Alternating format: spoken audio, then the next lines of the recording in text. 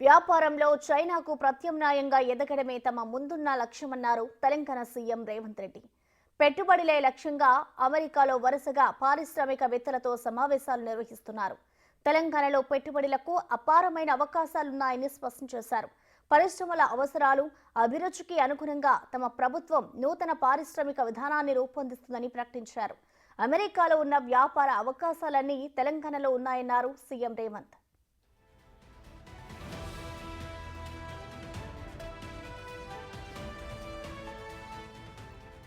తెలంగాణను పెట్టుబడులకు గమ్యస్థానంగా మారుస్తామన్నారు సీఎం రేవంత్ రెడ్డి. హైదరాబాద్ను ఫ్యూచర్ సిటీగా నిర్మిస్తామన్నారు.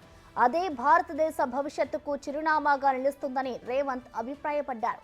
దేశంలోనే జీరో కార్బన్ సిటీ హైదరాబాద్లో ఏర్పడుతుందన్నారు. ఫ్యూచర్ సిటీలో ఆర్టిఫిషియల్ ఇంటెలిజెన్స్ హబ్తో పాటు medical, tourism, sports, software, pharma విలేజ్లను అభివృద్ధి చేస్తామన్నారు.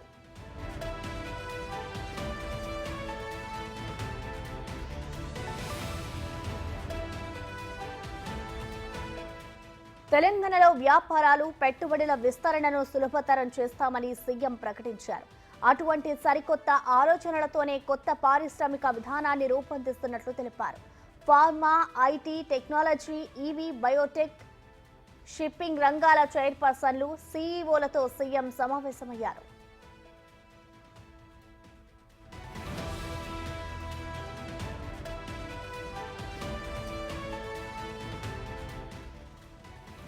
హైదరాబాద్తో పాటు తెలంగాణ రాష్ట్రాన్ని పారిశ్రామిక క్లస్టర్లుగా విభజిస్తామన్నారు. భవిష్యత్ ప్రణాళికలు, తెలంగాణ చరిత్రపై సీఎం ప్రజెంటేషన్ ఇచ్చారు. పెట్టుబడుల గమ్యస్థానంగా దేశంలోనే అందరినీ తెలంగాణ ఆకర్షిస్తుందన్నారు. రాష్ట్రంలో అనుకూలతలన్నిటినీ ముఖ్యమంత్రి ఈ సందర్భంగా వివరించారు.